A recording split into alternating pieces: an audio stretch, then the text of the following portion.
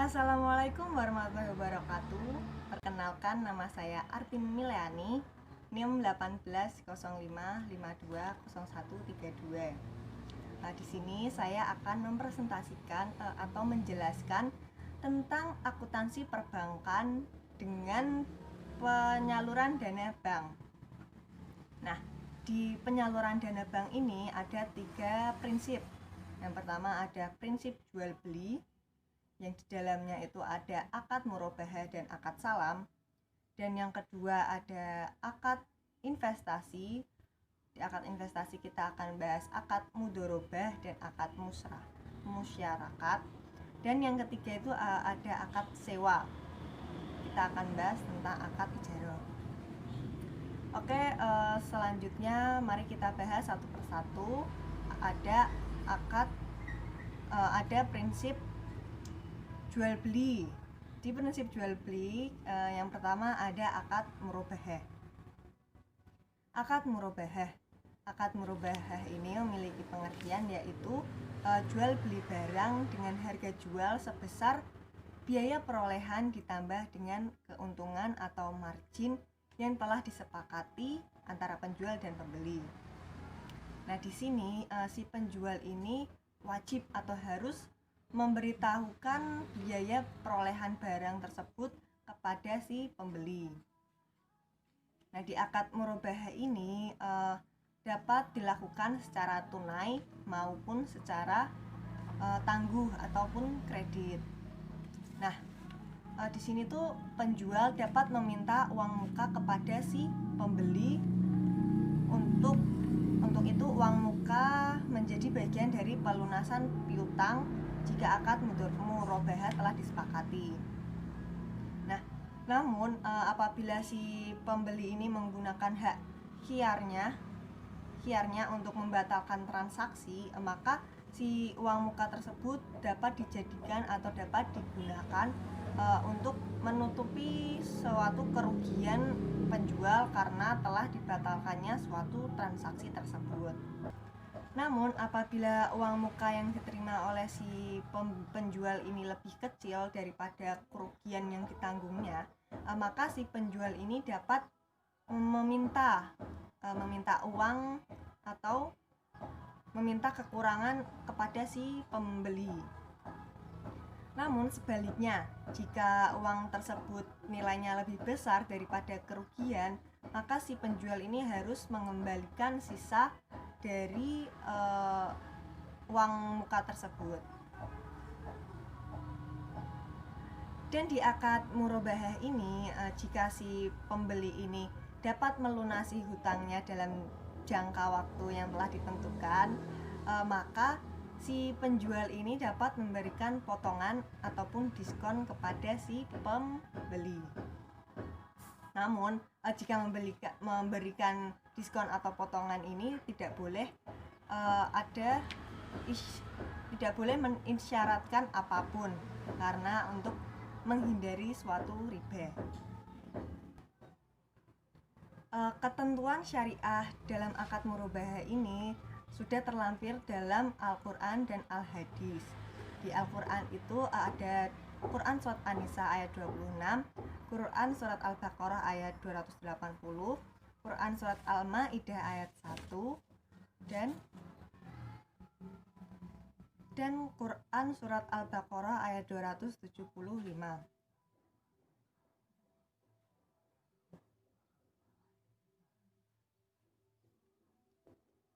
Dan yang kedua ada dalam Al-Hadis. Di Al-Hadis ini dari Abu Sa'id Al-Khudri bahwa Rasulullah SAW bersabda, sesungguhnya jual beli itu harus dilakukan suka sama suka.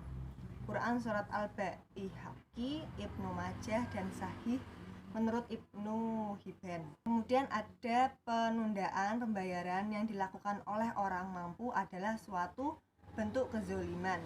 Diriwayatkan oleh Asy-Syafi'in. Kita akan membahas tentang jenis-jenis murabahah. Jenis-jenis murabahah ini ada 2. Yang pertama, murabahah berdasarkan pesanan dan murabahah berdasarkan tanpa pesanan. berdasarkan pesanan ini dapat dimaksud yaitu penjual melakukan pembelian barang setelah ada pemesanan dari si pembeli. Nah, berdasarkan pesanan ini ada yang bersifat terikat dan ada yang bersifat tidak terikat. Murabahah yang bersifat terikat itu dapat diartikan sebagai si pembeli ini harus membeli barang yang telah dipesannya dan tidak boleh dibatalkan atau tidak bisa dibatalkan. Namun jika tidak terikat, berarti walaupun telah memesan barang, tetapi pembeli tersebut dapat membatalkan barang tersebut. Nah, di sini ada skema atau cara murabahah berdasarkan pesanan. Di sini ada penjual dan pembeli. Penjual dapat diartikan sebagai bai dan si pembeli itu diartikan sebagai mustari. Nah, di sini tuh ada negosiasi dan persyaratan. Terjadilah negosiasi dan persyaratan. Kemudian pembeli dan penjual itu beli barang secara tunai dan dikirim ke produsen. Nah, penjual dan pembeli ini kan terjadi akad nih kan. Kemudian ada serah terima barang. Mereka melakukan serah terima barang, baru barang dikirim.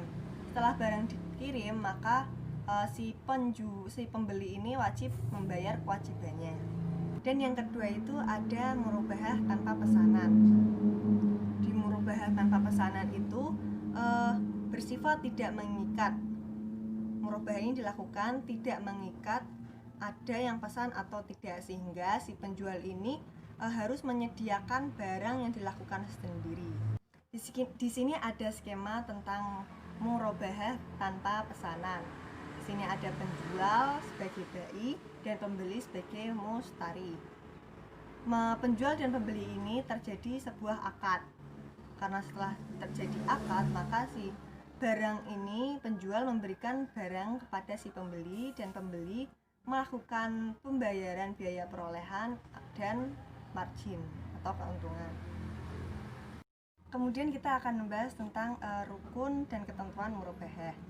Di rukun dan ketentuan murabahah ini ada 3 macam. Yang pertama ada pelaku, objek mudharabah, dan yang ketiga ada ijab qabul. Yang pertama itu ada pelaku. Nah, pelaku itu harus cakap hukum dan balik. Jika tidak berakal atau gila, maka itu dapat dikatakan akad tersebut tidak sah. Nah, sebagai anak kecil pun dapat melakukan akad ini jika diizinkan oleh walinya. Di pelaku ini itu ada pembeli dan penjual. Penjual itu dinamakan bai dan si pembeli itu dinamakan mustari. Kemudian yang kedua dari rukun dan ketentuan murabahah ini ada objek. Nah, di sini objek itu barang harus halal. Yang kedua, barang yang diperjualbelikan itu harus ada manfaatnya atau harus ada nilainya. Jika barang tersebut tidak ada nilainya ataupun itu diharamkan, contohnya seperti menjual belikan rokok, menjual belikan narkoba, jual beli bangkai, jual beli darah, maka itu dilarang atau tidak diperbolehkan. Kemudian yang ketiga itu ada barang tersebut dimiliki oleh penjual. Karena kita menjual, berarti barang tersebut harus ada di kita atau kita harus memiliki barang tersebut. Karena kalau tidak, kita dapat barang itu dari mana? Kemudian ada juga barang tersebut diserahkan tanpa tergantung dengan kejadian yang akan terjadi di masa yang akan datang. Ada juga barang tersebut dapat diketahui kuantitas dan kualitasnya dengan jelas sehingga nanti tidak terjadi gorer. Kemudian harga barang itu juga harus jelas. Terakhir, barang yang diakadkan ada di tangan si penjual. Karena jika kita menjual belikan barang namun barangnya itu tidak ada di kita, maka itu tidak sah. Dan rukun dan ketentuan yang terakhir itu ada ijab qabul. Ijab qabul itu pernyataan dan ekspresi saling rida atau rela di antara pihak-pihak antara pelaku, penjual, dan pembeli akad ini dilakukan secara verbal ataupun tulisan melalui korespondensi atau menggunakan cara-cara komunikasi yang sudah modern. Kemudian kita akan membahas tentang akuntansi murabahah bagi bank syariah. Nah, di sini ada dua, yaitu pengenalan akun-akun di laporan posisi keuangan neraca, dan ada di pengenalan akun-akun di laporan laba rugi. Di laporan posisi keuangan neraca ini, yang pertama itu ada aset murabahah. Aset murabahah ini digunakan untuk mencatat aktiva yang dimiliki untuk dijual. Kemudian yang kedua ada piutang murabahah. Piutang murabahah ini digunakan untuk mencatat harga jual atau harga pokok ditambah dengan keuntungan yang telah disepakati dalam murabahah tersebut dan belum dibayar oleh si pembeli. Kemudian yang ketiga itu ada keuntungan murabahah tangguhan. Nah, di sini digunakan untuk mencatat keuntungan murabahah yang telah disepakati dan belum dibayar oleh si pembeli. Nah, ini merupakan rekening lawan atau kontra account dari rekening piutang murabahah. Dan yang keempat itu ada penyisihan piutang tidak tertagih. Di rekening ini digunakan untuk mencatat penyisihan kerugian. Kemudian akuntansi murabahah di pengenalan akun-akun di laba rugi itu yang pertama ada keuntungan murabahah. Keuntungan transaksi ini digunakan untuk mencatat keuntungan margin murabahah. Yang kedua ada beban penurunan nilai.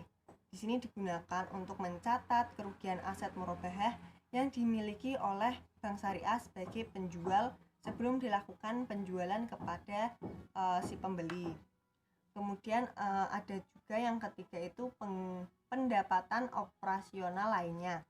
Nah, di sini digunakan untuk mencatat terjadinya diskon yang telah diterima oleh bank syariah. Dan yang keempat itu ada beban piutang tak tertagih. Nah, rekening ini digunakan untuk mencatat beban kerugian yang timbul dari transaksi murabahah yang dialami penjual akibat kemungkinan tidak tertagih piutang murabahah. Kemudian prinsip jual beli yang kedua ada akad salam.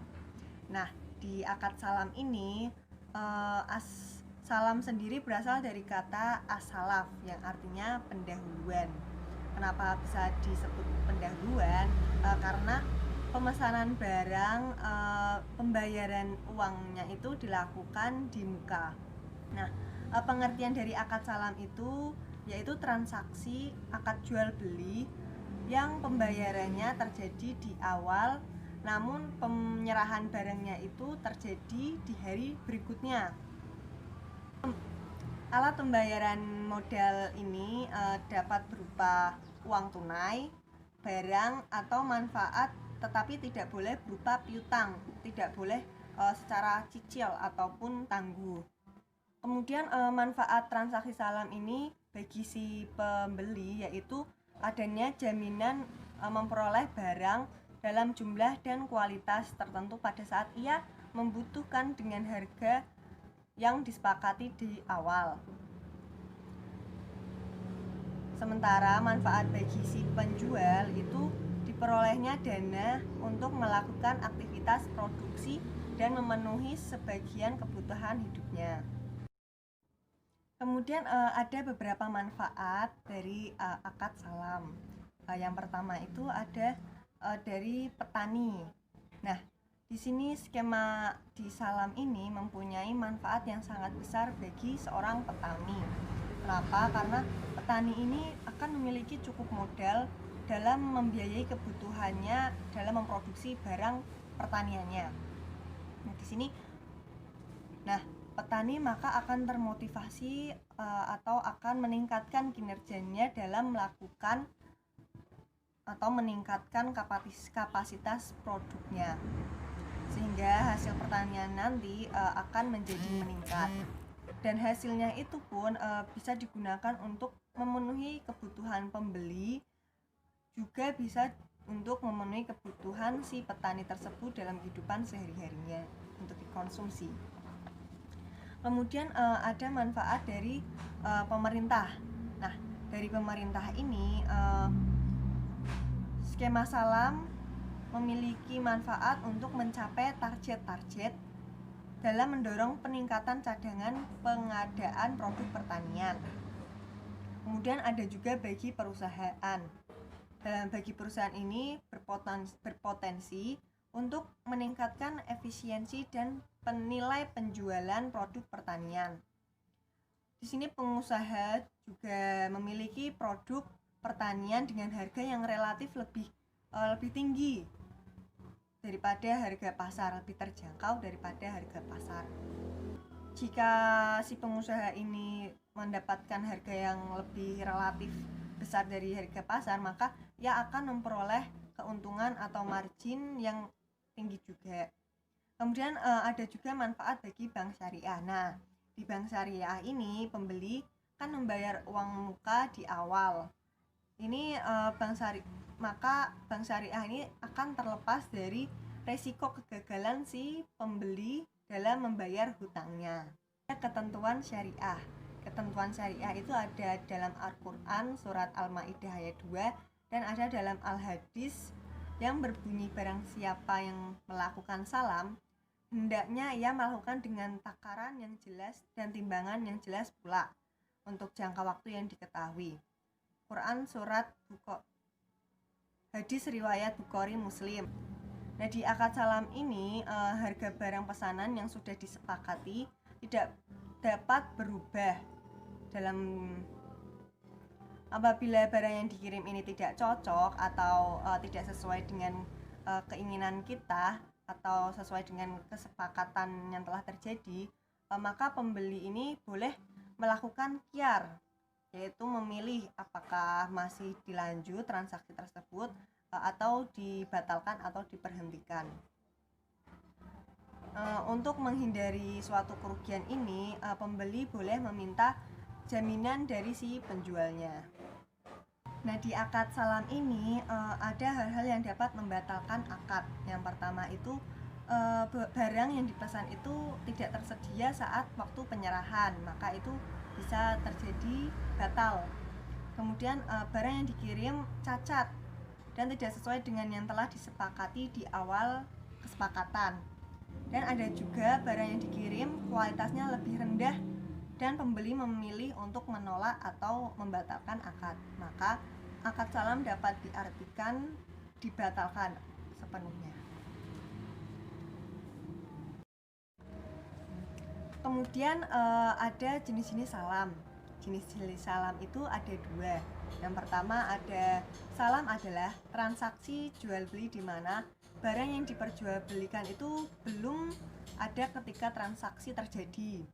Nah, di sini pembeli melakukan pembayarannya di muka, sedangkan penyerahan barangnya dilakukan di kemudian hari. Di sini ada skema terjadinya jenis akad salam jual beli. Di sini ada penjual dan pembeli. Nah, penjual dan pembeli itu menyepakati akad salam. Dan si penjual ini dan si pembeli ini melakukan pembayaran kepada si penjual di awal atau di muka. Kemudian si penjual akan menyerahkan barangnya kepada si pembeli itu di kemudian hari karena barang belum tersedia. Kemudian yang kedua ada salam paralel. Nah, di salam paralel ini maksudnya itu terdapat dua transaksi salam, yaitu pemesan pembeli dan si penjual, serta antara penjual dengan pemasok atau supplier atau pihak ketiga lainnya. Bisa dilihat di sini ada skema tentang salam paralel. Nah, di sini ada penjual atau pemasok, ada pembeli atau penjual dan pembeli. Penjual atau pembeli ini melakukan suatu akad salam dengan si pembeli atau si penjual, melakukan kesepakatan dan membayarnya. Kemudian si pembeli atau penjual ini melakukan transaksi akad salam kepada si pemasok.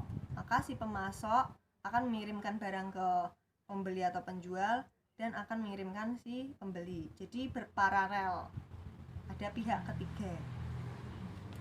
Kemudian saya akan membahas tentang rukun dan ketentuan salam. Rukun dan ketentuan salam ini ada 3. Yang pertama ada pelaku yang terdiri dari penjual dan pembeli. Yang kedua ada objek, ini berupa barang yang akan diserahkan dan modal sahamnya. Dan yang ketiga itu ada ijab qabul. Yang pertama ada pelaku. Nah, di sini pelaku yang dimaksud harus cukup hukum atau cakap hukum atau paham hukum dan balik. Kemudian objek dari akad salam itu yang pertama itu harus diketahui jenis dan jumlahnya. Harus berbentuk uang tunai, tidak boleh secara dicicil ataupun kredit. Kemudian yang ketiga ada diserahkan ketika akad berlangsung. Yang keempat ada harus dibedakan atau mempunyai spesifikasi yang jelas mengenai kualitas, jenis, dan ukurannya. Kemudian yang keempat itu harus dapat dikuantifikasi atau ditakar. Ada juga waktu dan tempat penyerahan barang harus ditetapkan berdasarkan kesepakatan. Dan tidak harus ada di tangan penjual, tetapi harus ada pada waktu penyerahannya. Jadi si penjual itu tidak harus saya memiliki barangnya, tapi saat penyerahan harus ada. Kemudian ada juga apabila barang yang dipesan ini tidak ada pada waktu yang ditentukan, maka akad menjadi rusak atau valid atau fasak. Dan yang terakhir, apabila barang yang dikirimnya itu cacat atau tidak sesuai dengan apa yang telah disepakati di awal, maka pembeli ini boleh melakukan khiyar atau memilih untuk melanjutkan atau menerima atau menolak. Dan yang ketiga dari rukun dan ketentuan salam itu ada ijab qabul. Nah, ijab qabul itu penyertaan dan ekspresi saling ridha atau rela di antara pihak-pihak pelaku akad yang dilakukan secara verbal, secara tertulis maupun secara kontemporansi atau menggunakan cara-cara komunikasi salam, komunikasi modern. Kemudian apabila penyerahan barang dilakukan sebelum atau pada waktunya, maka ketentuannya harus seperti ini. Yang pertama, ada penjual harus menyertakan barang tepat pada waktunya dengan kualitas dan jumlah yang telah disepakati, harus sesuai. Kemudian yang kedua itu jika penjual menyerahkan barangnya dengan kualitas yang lebih tinggi, maka si penjual tidak boleh meminta tambahan harga kepada si pembeli. Nah, yang ketiga ini jika penjual menyerahkan barangnya dengan kualitas yang lebih rendah saat disepakati dan si pembeli ini rela menerimanya, maka si pembeli ini tidak boleh meminta pengurangan harga atau diskon. Kemudian yang keempat ini penjual dapat menyerahkan barangnya lebih cepat dari apa yang telah disepakati di awal, namun harus dengan kualitas yang bagus juga, dan tidak boleh menuntut tambahan harga atau meminta pengurangan diskon. Kemudian yang kelima itu jika semua atau bagian barang tidak tersedia pada waktu penyerahan atau kualitasnya lebih rendah dan pembeli tidak rela menerimanya, maka ia memiliki dua pilihan. Yang pertama itu membatalkan kontrak dan meminta kembali uangnya, atau menunggu sampai barangnya tersebut tersedia.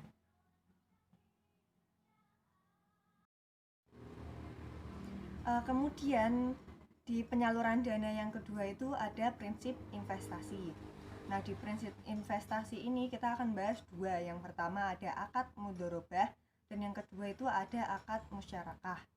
Yang pertama ada akad mudharabah. Mudharabah sendiri berasal dari kata adarbi fil ardi yang artinya berpergian untuk berdagang. Definisi dari akad mudharabah itu adalah akad kerjasama antara si pemilik dana dan si pengelola dana untuk melakukan sesuatu kegiatan usaha yang laba dibagi atas dasar nisbah bagi hasil menurut kesepakatan kedua belah pihak. Nah, bila terjadi kerugian, maka yang akan menanggung itu si pemilik dana, kecuali jika terjadi kesalahan si pengelola dana, maka akan ditanggung oleh si pengelola dana. Nah, di sini ada karakteristik dari akad mudharabah, yaitu pemilik dana itu tidak boleh ikut campur atas terjadinya akad mudharabah ini. Jadi si pemilik dana itu hanya bisa memberikan saran kepada si pengelola dana, dan informasi usaha juga dipegang oleh si pengelola dana, dan pemilik dana hanya mengetahui informasinya secara terbatas. Kemudian dalam pembagian keuntungan sendiri itu menggunakan nisbah yang telah disepakati dan menggunakan nilai realisasi keuntungan yang mengacu pada laporan hasil usaha periodik yang disusun oleh pengelola dana. Kemudian karakteristik yang ketiga itu ada jaminan modal. Nah, di sini tuh tidak boleh ada jaminan atas modal. Namun agar pengelola dana itu tidak melakukan penyimpangan, maka si pemilik dana ini dapat meminta jaminan dari pengelola dana atau dari pihak ketiga. Dan yang terakhir itu ada perjanjian. Perjanjian itu akad atau kontrak perjanjian yang sebaiknya dituangkan secara tertulis dan dihadiri oleh para saksi. Dan apabila dalam perjanjian itu harus mencakup berbagai aspek seperti tujuan akad, seperti nisbah pembagian keuntungannya, terus hal-hal apa saja yang tidak boleh dan hal apa yang boleh. Itu harus dilampirkan secara jelas. Lalu apa sih hikmah dari akad mudharabah itu? Hikmah dari akad mudharabah itu kan biasanya itu sebagian orang memiliki harta namun tidak mampu untuk membuatnya berproduktif. Nah, tapi ada pula orang yang tidak memiliki harta tapi ia memiliki kreativitas atau ia berproduktif. Maka dengan adanya akad mudharabah ini terciptanya kerjasama antara pengelola dana dan si pemilik dana demi kemaslahatan dan kesejahteraan umat manusia. Di sini ada skema tentang mudharabah. Nah, di sini yang pertama, pemilik dana dan pengelola dana menyepakati akad mudharabah. Kemudian yang kedua, terjadilah proyek usaha sesuai akad yang telah disepakati tadi antara si pengelola dan pemilik dana. Kemudian yang ketiga, proyek usaha tersebut menghasilkan laba atau rugi. Nah, misal nih mendapatkan keuntungan untung, maka akan dibagi sesuai porsi masing-masing. Namun jika terjadi rugi, maka akan ditanggung oleh si pemilik dana. Kemudian ada jenis-jenis mudharabah. Jenis-jenis mudharabah itu ada 3. Yang pertama ada mudharabah mutlaqah, yang kedua ada mudharabah muqayyadah, dan yang ketiga itu ada mudharabah mustarakah. Mari kita bahas satu persatu. Yang pertama itu ada mudharabah mutlaqah. Mudharabah mutlaqah itu memiliki pengertian apabila pengelola dana melakukan kelalaian atau kecurangan, maka pengelola dana harus bertanggung jawab atas konsekuensi yang telah dilakukan. Di dalam akad mudharabah mutlaqah ini, si bank syariah bebas menetapkan akad apa yang akan terjadi, akad apa yang akan nanti transaksinya, kepada siapa pembiayaannya, dan usaha apa yang akan dibiayai. Jadi prinsip dari mudharabah mutlaqah itu lebih memberikan keleluasaan bagi pihak bank. Kemudian jenis yang kedua itu ada mudharabah muqayyadah. Di sini memiliki pengertian pemilik dana memberikan batasan kepada pengelola dana mengenai lokasi, mengenai cara atau objek investor atau sektor usahanya. Nah, Apabila pengelola dana ini bertentangan dengan apa yang telah disepakati, maka pengelola dana harus bertanggung jawab atas konsekuensi tersebut, termasuk konsekuensi keuangannya. Dan yang ketiga itu ada mudharabah mustarokah. Nah, di sini pengelola dana ikut menyertakan modal atau dananya dalam bekerja sama investasi. Jadi di awal kerjasama si pemilik dana itu memberikan modal 100%. Nah, setelah berjalannya operasi ini, maka si pengelola dana itu ikut memberikan modal juga dalam proyek tersebut. Selanjutnya ada ketentuan syariah. Ketentuan syariah ini dilandasi dalam Al-Quran dan Al-Hadis. Dalam Al-Quran itu ada Quran surat Al-Jumu'ah ayat 10 dan Quran surat Al-Baqarah ayat 283.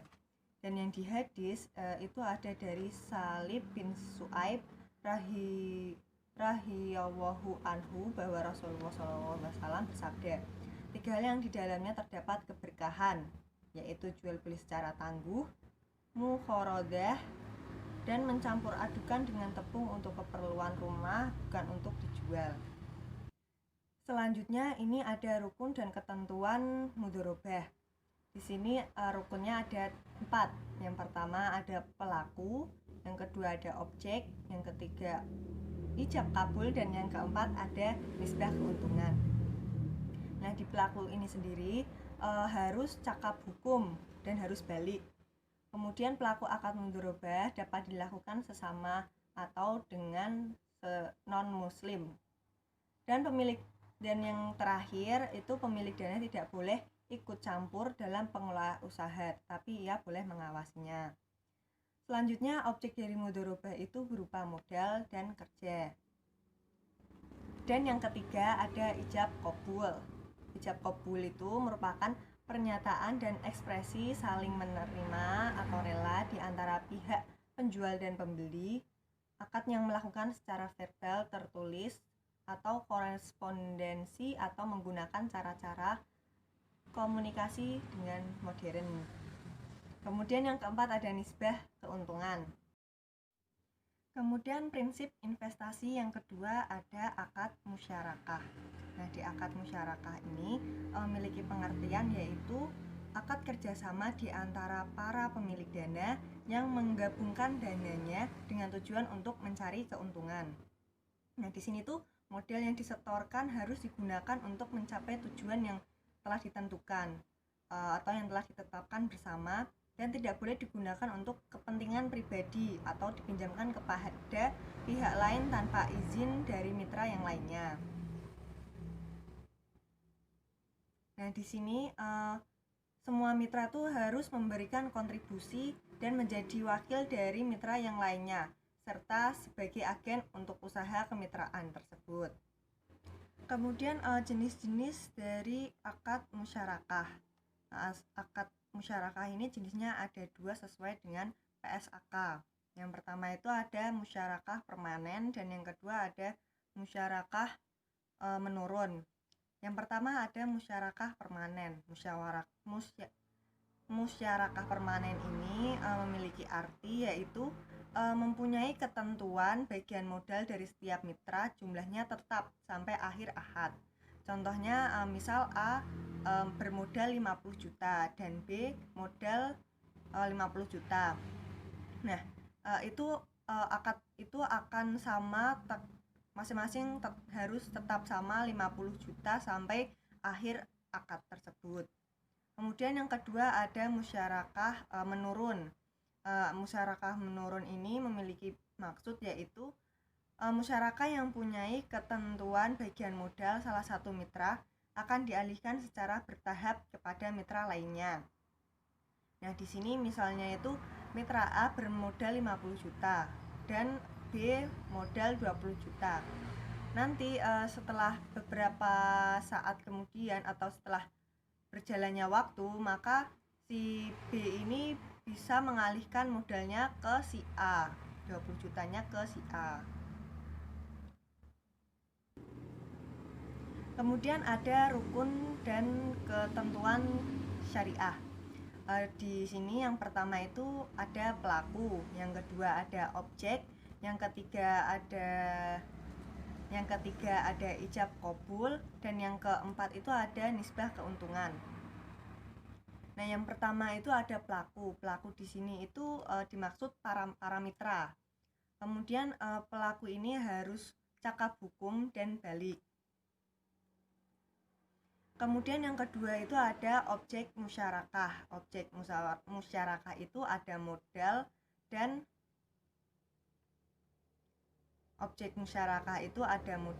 kerja. Nah, dalam modal itu harus disertakan secara tunai. Kemudian modal bisa berbentuk uang, bisa berbentuk emas, aset dagang, perak, lisensi, hak paten, dan sebagainya. Kemudian modal yang disertakan dalam bentuk non-kas maka harus ditentukan nilainya terlebih dahulu. Ada juga modal yang disertakan oleh setiap mitra harus digabungkan. Kemudian dalam kondisi yang normal, setiap mitra mempunyai hak yang sama, yaitu mengelola aset kemitraan. Selanjutnya, seorang mitra tidak diperkenankan untuk mencairkan atau menginvestasikan modal kemitraan untuk kepentingan diri sendiri. Dan yang terakhir, modal yang ditanamkan tidak boleh dipakai untuk mendanai investasi atau proyek yang dilarang oleh Islam. Selanjutnya, objek yang kedua ada kerja. Nah, di kerja ini partisipasi dari para mitra dalam pekerjaan adalah dasar dari pelaksanaan musyarakah. Kemudian tidak dibenarkan jika seorang di antara mitra menyatakan tidak ikut serta untuk menangani pekerjaan. Selanjutnya ada setiap mitra bisa bekerja atas nama pribadi ataupun mewakili mitra lainnya.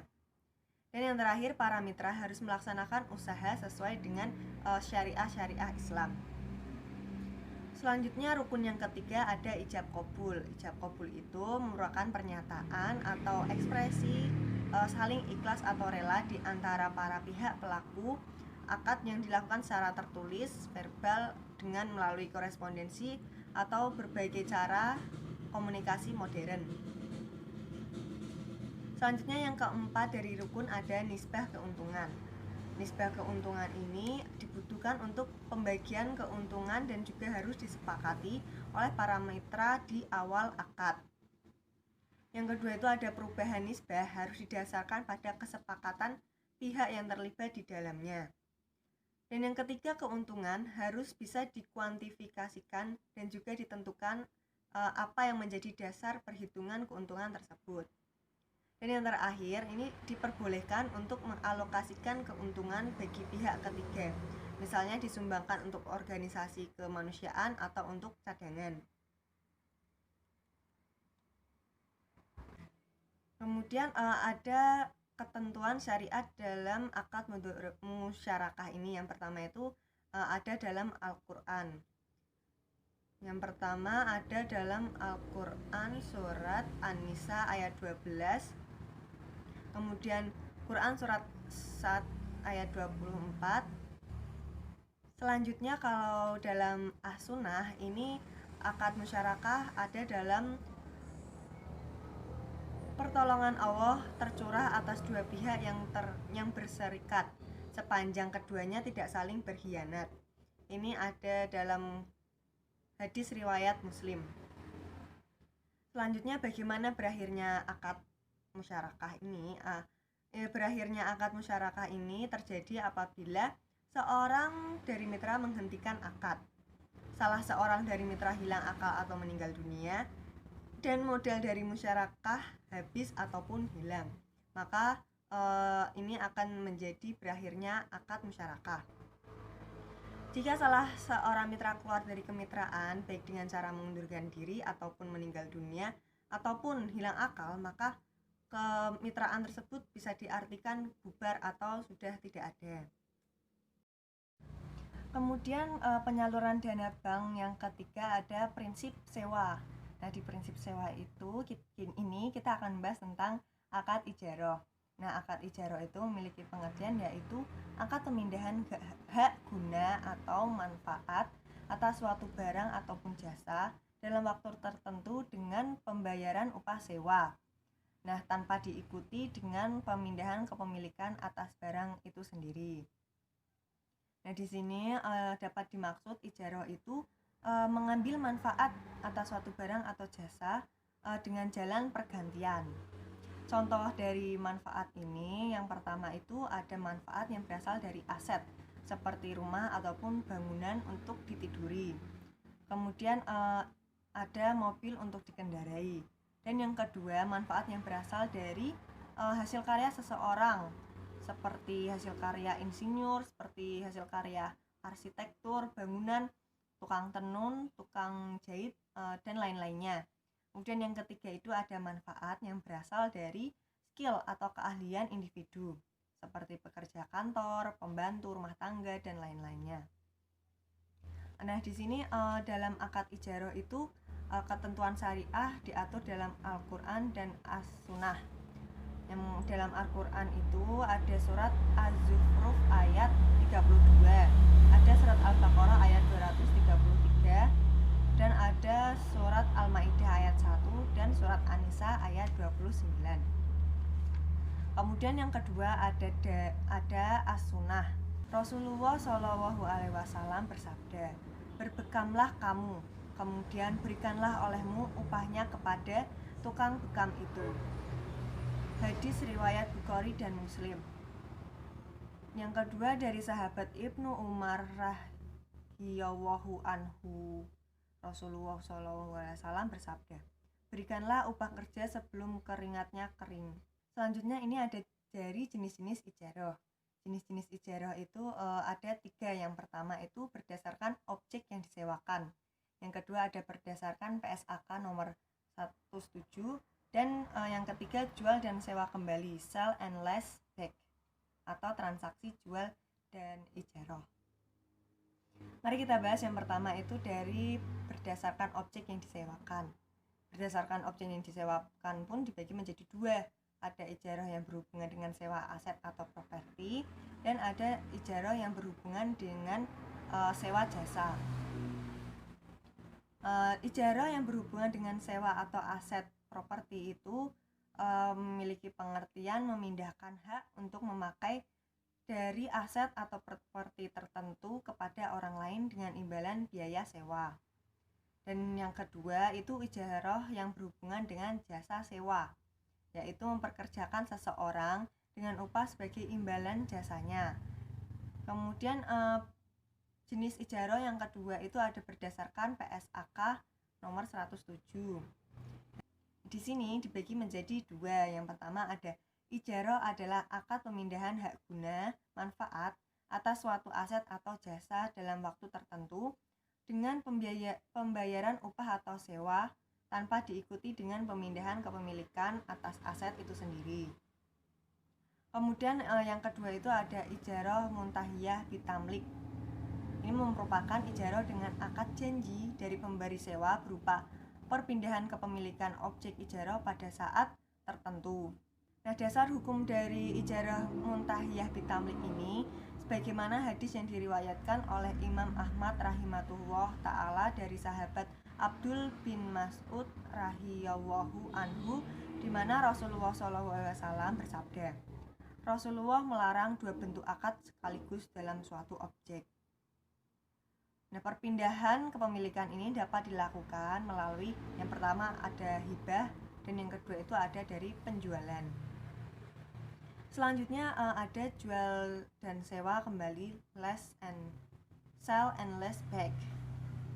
Di jenis ini ijarah seperti ini terjadi di mana seseorang menjual asetnya kepada pihak lain dan menyewa kembali aset tersebut. Jadi dijual kemudian disewa lagi. Rukun dan ketentuan ijarah ini ada 3. Yang pertama itu pelaku. Pelaku ini terdiri dari pemberi sewa atau pemberi jasa, atau lessor atau mujir, dan penyewa atau pengguna jasa atau lessor atau les atau mustajir. Kemudian yang kedua itu ada objek. Objek dari ijarah ini berupa manfaat aset dan pembiayaan sewa atau manfaat jasa dan pembayaran upah. Dan yang ketiga itu ada ijab kabul. Mari kita bahas ketentuan masing-masing. Yang pertama itu ada pelaku. Di sini pelaku pasti harus cakap hukum dan balik. Kemudian yang kedua itu ada objek dari ijarah. Nah, di objek ini manfaat aset atau jasa itu harus bisa dinilai, dapat dilaksanakan dalam kontrak. Misalnya sewa kendaraan, maka kendaraan itu harus berfungsi, tidak boleh rusak ataupun cacat. Kemudian dibolehkan secara syariah atau tidak diharamkan. Kemudian ada juga dapat dialihkan secara syariah. Dan yang terakhir ini harus dikenali secara spesifik, harus jelas. Kemudian ada juga objek yang berbentuk sewa dan upah. Nah, di sini tuh suatu yang dijanjikan dan dibayar penyewa atau pengguna jasa kepada pemberi sewa atau pemberi jasa sebagai pembayaran atas masa aset atau jasa yang digunakannya.